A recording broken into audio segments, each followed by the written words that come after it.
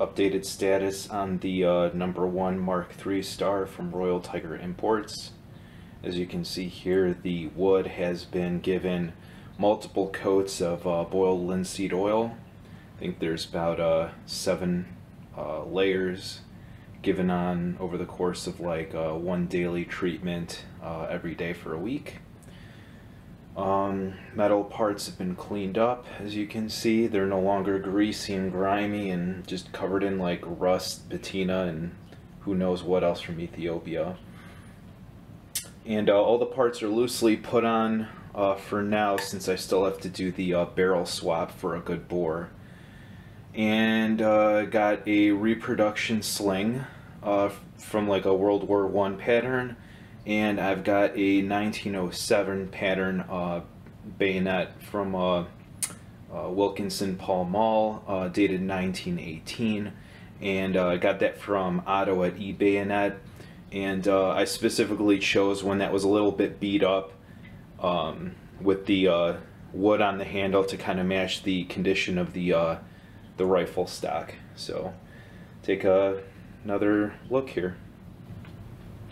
I really like the way that the upper handguards came out from the boiled linseed oil. You can definitely see that original finish on there.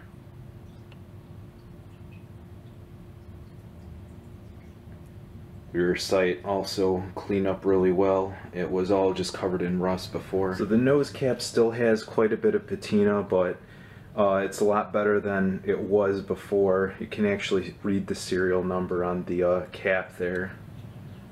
Like I said earlier, now it might not look it, but this nose cap is in much better condition than it was when I first got it.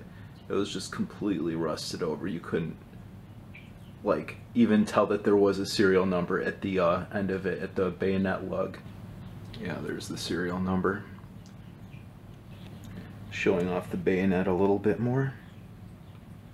Nice leather scabbard it came in. Some sort of green paint on like the frog area, I guess you would call it, of the bayonet. A little patina, a little bit of wear on the leather scabbard, but I think it looks pretty cool.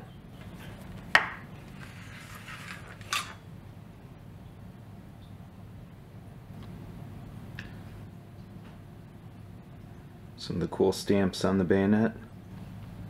Got the crown, 1907 pattern, the maker Wilkinson, and the date, 18.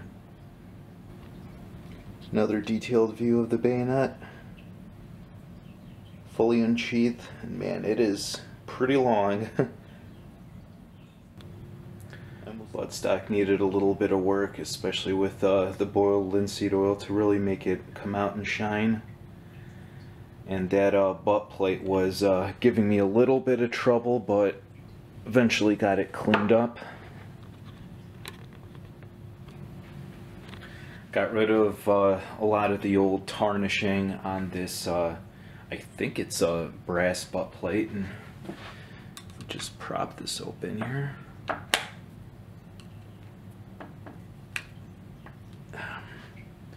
See that no longer do we have that gross green spongy material and the copper fouling in there, and oh, looks like the little washer came out.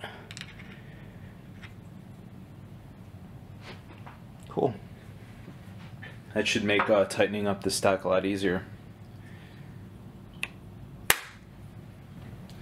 Unfortunately, I haven't been able to get this screw off out of the safety to disassemble and clean it, but I at least tried to clean up the outside as much as I could. Safety works well.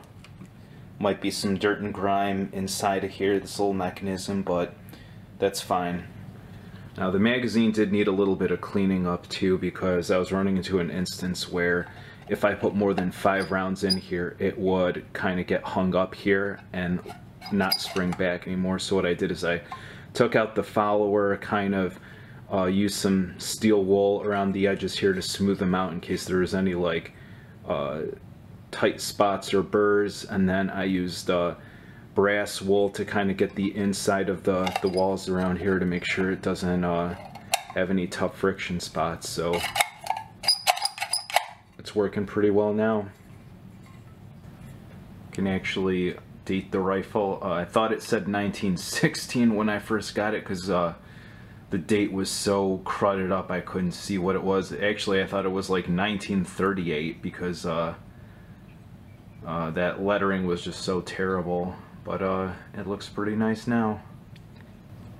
And here's another instance where when I first got the rifle, I thought that this area here was just some really corroded metal where it was just kind of, you know, pitting, but upon cleaning it up, you can actually see that it, you know, George Rex and nice little crown stamping and some other proof marks there. So that was a nice little surprise.